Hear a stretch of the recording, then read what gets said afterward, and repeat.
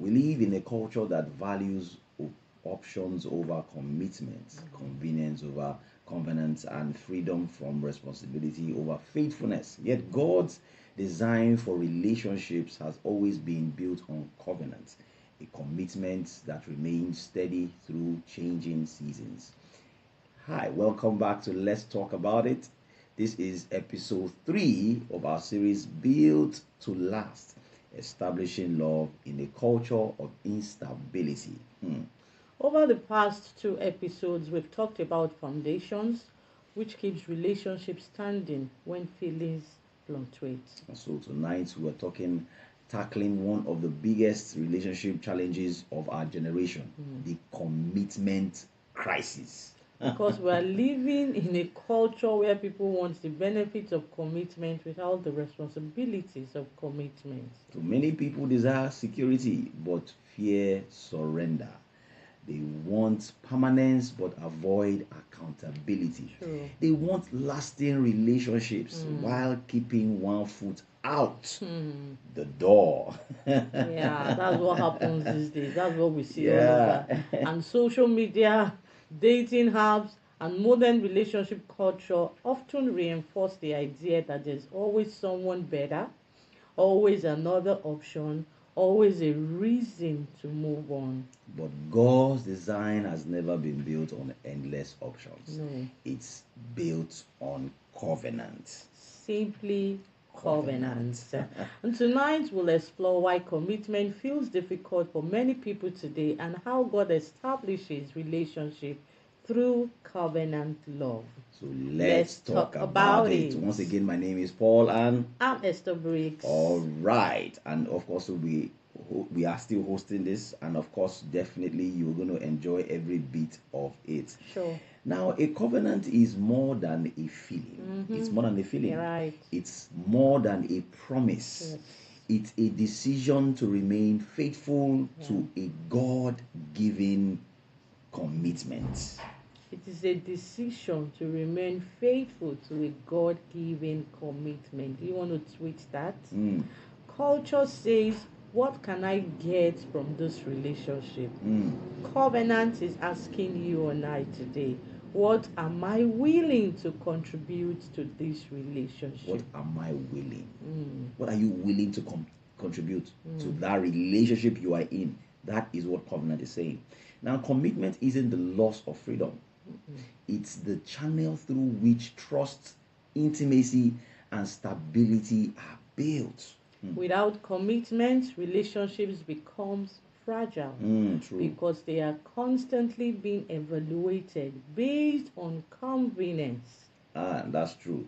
And so we're going to be looking at, discussionary questions again, like we always do in every of our, shows, and we're going to be dealing with the singles, first of all, preparing for covenant, not just chemistry.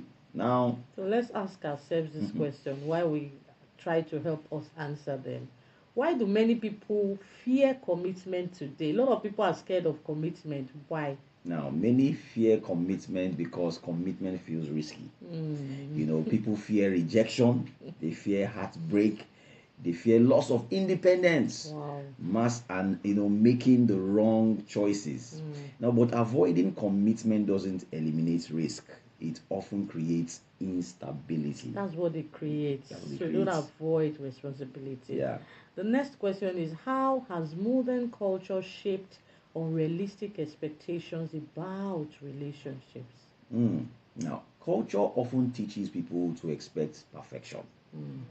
The moment difficulties appear, people assume something is wrong.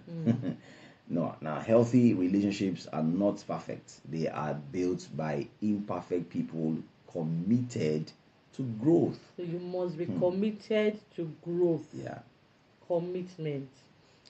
Then let's look at the next question. What is the difference between settling and committing? Settling means lowering standards and accepting what you know is unhealthy. Committing means intentionally choosing someone who aligns with God's values and investing in the relationship.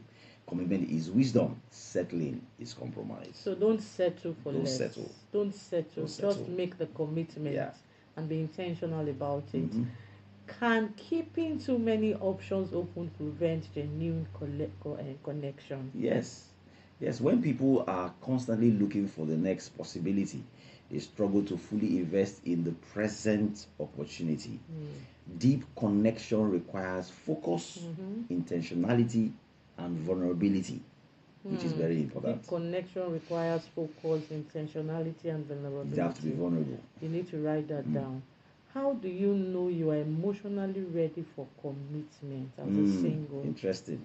You become ready when you are willing to communicate honestly, be accountable, resolve conflict maturely, sacrifice selfishness, and remain consistent. Commitment requires maturity, not just attraction. It requires maturity. It requires maturity. And maturity is not just in age. It's not about age right now. What role does patience play in building covenant relationship? Wow. Patience allows trust to develop. Many relationships collapse because people rush intimacy before establishing character and compatibility, and that is very important. God often establishes slowly what He intends to last. God establishes slowly what He intends to last. Fantastic. So healthy commitment doesn't begin at the wedding altar. No, it doesn't begin there. It begins long before marriage through character and consistency. And for married couples, covenant is tested not when everything is easy, but when challenges arise. And so we're going to be looking at even setting discussionary questions for the couples, and that is under the theme protecting covenant in a disposable culture. Now, the question is, what does covenant look like practically in marriage? It simply looks like this: choosing faithfulness on a daily basis, both of you honoring your commitments, staying engaged during difficult seasons, both of you